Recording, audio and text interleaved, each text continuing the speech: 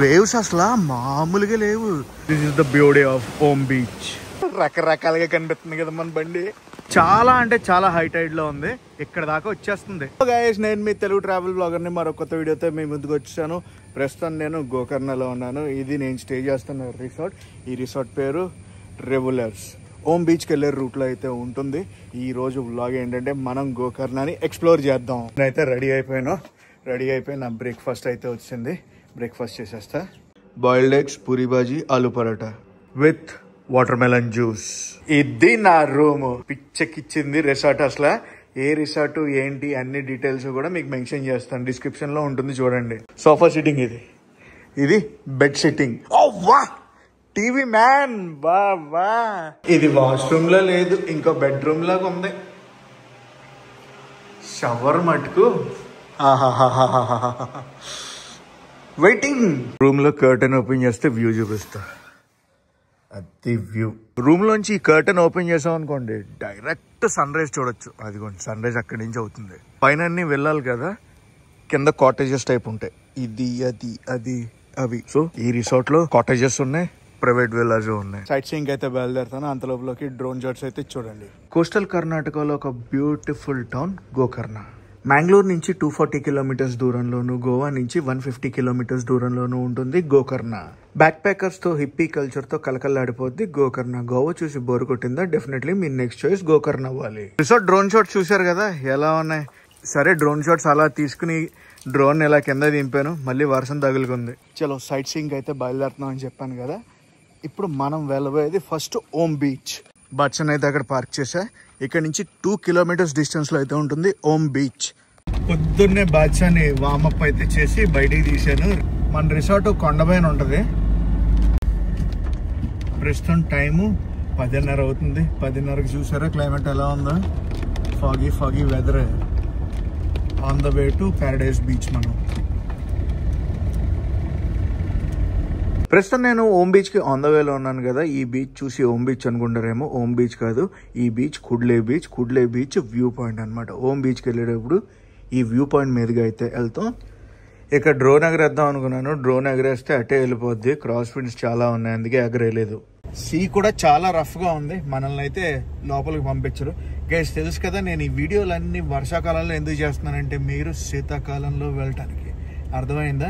ఒక సీజన్ ముందే చేశానంటే మీరు ఈ వీడియో రిఫరెన్స్లన్నీ చూసుకుని అప్పటికప్పుడు బయలుదేరడం కన్నా ముందుగా రిజర్వేషన్స్ అది చేయించుకుంటారు కదా చాలా మంది.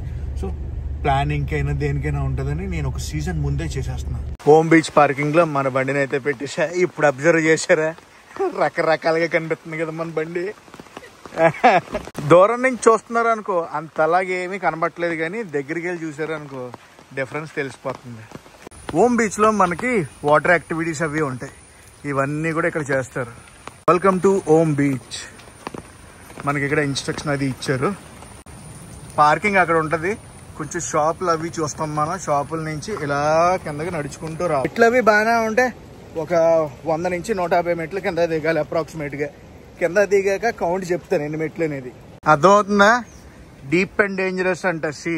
స్విమ్మింగ్ ఇక్కడ ఓమ్ బీచ్ లో ప్రొహిబిటెడ్. అలాగే ఫోటోలు తీసుకునేటప్పుడు సడన్ గా వేవ్స్ అవి పెద్ద వచ్చేస్తే చూసుకోండి అంటున్నారు. చాలా బోర్డ్స్ అయితే పెట్టారు మనకి సీ లోపలికి ఎంటర్ అవ్వద్దని. అండ్ ఇక్కడ ఉన్న ఎమ్యూనిటీస్ అన్ని కూడా బోర్డు పెట్టారు. రెడ్ ఫ్లాగ్ ఉంది బీచ్ లో. కింద దాకా వచ్చేసా, కానీ సీ లోపలికి వెళ్ళకూడదు మనం. This is the beauty of ohm beach. Ohm beach కి ఓం అన్న పేరు ఎందుకు వచ్చిందో తెలుసా? ఏరియల్ వ్యూ నుంచి చూస్తే ఓం అనే ఆకారంలో కనిపిస్తుంది, అందుకే ఈ బీచ్ కి ఓమ్ బీచ్ అని పేరు వచ్చింది. గైస్, బీచ్ ఇదా. ఓమ్ బీచ్ లో కెఫేస్ ఉంటాయి, మనం చిల్ అవ్వచ్చు. సీనిక్ అంటే సీనిక్ లొకేషన్ ఇది, మామూలుగా లేదు. Om beach must and should try if you are in Gokarna. Goa bore కొడేస్తే ఏం చేయాలో చెప్పాను కదా, గోకర్ణ వచ్చేయడమే. వేవ్స్ అసలు మామూలుగా లేవు. చల్లగా ఉంది సముద్రం, మామూలు చల్లతనం కాదు. అర్థం అవుద్ది. చూసారా ఓం షేప్ లో అక్కడ ఒక హాఫ్ సర్కిల్ ఇలా తిప్పామనుకోండి, ఇక్కడ ఒక హాఫ్ సర్కిల్ లా ఉంటుంది. బ్యూటిఫుల్ అసలు వ్యూ మామూలుగా లేదు. ఎంజాయ్ చేయొచ్చు మామూలు టైంలో వచ్చారంటే. వాట్ ఏ బీచ్ అసలు. మనసు దోచుకున్న బీచెస్లో ఈ బీచ్ ఒకటి అనుకోవచ్చు. అండమాన్ బీచెస్ ఒకలాగా ఉన్నాయి, ఈ బీచెస్ ఒకలాగా ఉన్నాయి. దేని అందం దానిలోనండి. ఆ బీచెస్ని ఈ బీచెస్ని కంపేర్ చేయలేం. ఒకవేళ కంపేర్ చేస్తే ఈ బీచ్ కూడా ఏం తీసిపోదు. ఇంత అందమైన బీచ్ని కూడా ఇలా పొల్యూట్ చేసేసారు, తాగేసి బీర్ క్యాన్లు అవి పడేసి. అదే నచ్చింది నాకు. అక్కడ చూడండి టేబుల్స్ అవి నీట్గా వేసారు కూర్చుని ఎంజాయ్ చేయడానికి. చూసారా ఎలా పాడు చేస్తారు. వా, ఆవులు కూడా ఇక్కడ సేద తీరుతున్నాయి. చాలా చాలా చాలా చాలా అంటే చాలా బాగుంది. లిటరల్లీ వర్షం ఎలా ఉందంటే అలా ఉంది. గొడుగు తెస్తే వర్షం వచ్చేస్తుంది, గొడుగు ఎత్తుంటే వర్షం ఆగిపోతుంది. కెరా తీసుకున్నాను, వాటర్ కంటెంట్ అది ఉంటుంది కదా, 30 రూపాయలు ఆంటీ గారి దగ్గర తీసుకున్నా. ఇంకా పైకి ఎక్కడమే మెట్లు. అలా మళ్ళీ పార్కింగ్ దాకా వచ్చాను. బాద్షాగాడు ఇక్కడే ఉన్నాడు. గైస్ ఇప్పుడు ఇక్కడి నుంచి నేను కుడలే బీచ్కి అయితే వెళ్తున్నాను. మొత్తం 4 బీచ్లు ఉంటాయి ఇక్కడ చూడాల్సినవి. మనం బీచ్ చూసాం కదా, ఓం బీచ్ తర్వాత కుడలే బీచ్, కుడలే బీచ్ తర్వాత ప్యారడైజ్ బీచ్, ప్యారడైజ్ బీచ్ తర్వాత గోకర్ణ బీచ్. మ్యాటర్ ఏంటంటే ప్యారడైజ్ బీచ్ ప్రస్తుతానికి క్లోజ్లో ఉంది, అలౌ చేయట్లేదు మనల్ని చూడటానికి. 1.6 కిలోమీటర్స్ అయితే చూపిస్తుంది. లోపల బండిలో హీటర్ వేసుకుంటాను కానీ పని అవ్వట్లేదు, మొత్తం తడిసిపోయి ఉంటున్నానేమో. కుడ్లే బీచ్ పార్కింగ్ అయితే వచ్చాం. ఇక్కడ పార్కింగ్ ఫీ 10 రూపాయలు, కాకపోతే కలెక్ట్ చేసుకునే వాళ్ళు ఎవరు లేరు. ఇలా నడుచుకుంటూ వెళ్ళటమే కిందకి. మనం ఈ బీచ్కి కూడా మనం కిందకి నడిచి వెళ్ళాలి. గైస్ ఓం బీచ్ మీకు అందరికీ ఎలా అనిపించింది ఆ కామెంట్ సెక్షన్లో కామెంట్ చేసి చెప్పండి. ఏంటో ఈ బీచ్లో వెహికల్స్ లేవు, జనాలు లేనట్టు ఉన్నారు. నా కారుతో పాటు ఒక ఎంహెచ్ రిజిస్ట్రేషన్ కార్ ఒకటిను, ఇంకొక లోకల్ బండి ఒకటి ఉంది. అజాము లగెత్తరు. బాగుంది నడవడానికి, చాలా నీట్గా వేసారు ప్లాట్ఫామ్ అనేది. ఇక్కడ ఏదో నోటీస్ బోర్డు, పాపం వర్షాలకు పడి పడి పడి పడి నాచు పట్టేసి ఎలా అయిపోయిందో చూడండి. మెట్లు దిగుతుంటే అదేనండి, పాత్వే దిగుతుంటే నాకు ఒక వ్యూ అయితే కనిపించింది కుడ్లే బీచ్ది. అద్దర కొట్టింది, అసలు మామూలుగా లేదు. ఇక్కడ పాత్వే ఉంది కదా, ఈ పాత్వేకి ఇటు సైడ్ గోడ ఉంది కదా, ఇటు సైడ్ ల్యాండ్ స్లైడ్ అయింది. ఈ రైలింగ్ మీదకి వచ్చింది మొత్తం జారి. ల్యాండ్ స్లైడ్ అయితే కాదు, ఇది చాలా రోజులు అయింది. Kudle beach first view. Beach అయితే చాలా బాగుంది కానీ నాకు నచ్చింది ఏంటంటే ఇక్కడే డంప్ యార్డ్ చేసేసారు. లోకలైట్స్ ఎవరైనా క్లీన్ చేస్తే బాగుండు. Entering in to the sea June, July, ఆగస్ట్లో prohibited, legal action will be taken అంట. నదుల్లోంచి సముద్రంలోకి వరదంతా కొట్టుకొస్తుంది కదా, ఆ కొట్టుకొచ్చిన చెక్కలన్నీ ఏరుకుంటున్నారు ఇల్లు, ఏరుకుని వంట వండుకోవడానికి. ఇవన్నీ కూడా కేఫేసే, అన్ని కేఫ్లు క్లోజ్. ఆవిడ పొలాలు ఏరుకుంటున్నారు, పొలాలు ఏరుకుంటున్నారు ఆవిడ. బీచ్లో జనాలు లేరు, నేను అక్కడ ఇద్దరు, వాళ్ళు తెప్పించి ఇంకెవ్వరు లేరు. చాలా అంటే చాలా హై టైడ్లో ఉంది, ఇక్కడ దాకా వచ్చేస్తుంది. బీచ్ బాగాలేదా అంటే చాలా బాగుంది, బట్ ఇది కరెక్ట్ టైం కాదు. అందులోనూ సైక్లోన్ ఎఫెక్ట్ ఒకటి ఉంది ఇక్కడ. ఏందో మనం బయలుదేరితే అన్ని ఇలాగే జరుగుతాయి. బీచ్ నుంచి మళ్ళీ పార్కింగ్ దాకా అయితే నడవాలి. నడుస్తున్నా, నడిచి నెక్స్ట్ గోకర్ణ బీచ్కి అయితే వెళ్తా. పైకి వచ్చేటప్పుడు మొత్తం తడిచిపోవడం అంటే చెమటతో. ఇప్పుడు దాకా వర్షం పడిందా, ఎండ వచ్చింది, స్టార్ట్ అయిపోయింది. Gokarna main beach. ప్రస్తుతం మనం ఉన్నది ఏ బీచ్ అనుకుంటున్నారు? కుడ్లే బీచ్ ఉంది కదా, కుడ్లే బీచ్ నుంచి 7 కిలోమీటర్స్ అయితే వస్తుంది. 7 కిలోమీటర్స్ మనం డ్రైవ్ చేసుకుంటూ వెళ్ళాలి. ఇది Gokarna main road. Gokarna main బీచ్కి వెళ్ళేటప్పుడు ఈ మెయిన్ రోడ్లోంచి వెళ్ళాలి. ఇక్కడే మనకి శివుడు టెంపుల్ ఒకటి చాలా ఫేమస్ టెంపుల్ ఉంటుంది, మహాబలేశ్వర స్వామి టెంపుల్.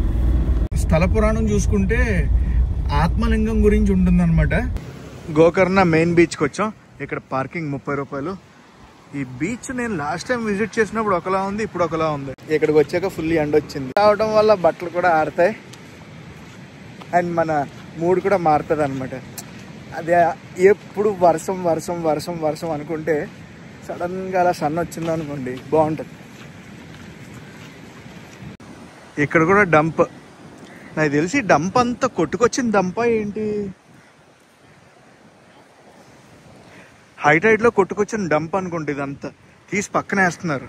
ఫ్రాంక్గా మాట్లాడుకోవాలంటే ఈ బీచ్ కూడా సర్కిల్లోనే ఉంది. ఇప్పుడు దాకా చూసిన బీచెస్ ఏది గోకర్ణలో సర్కిల్స్లోనే ఉన్నాయి, చూసారా? ఒకటి డబుల్ సర్కిల్, సర్కిల్ అంటే ఫుల్ సర్కిల్ కాదండి, సెమీ సర్కిల్ టైపు.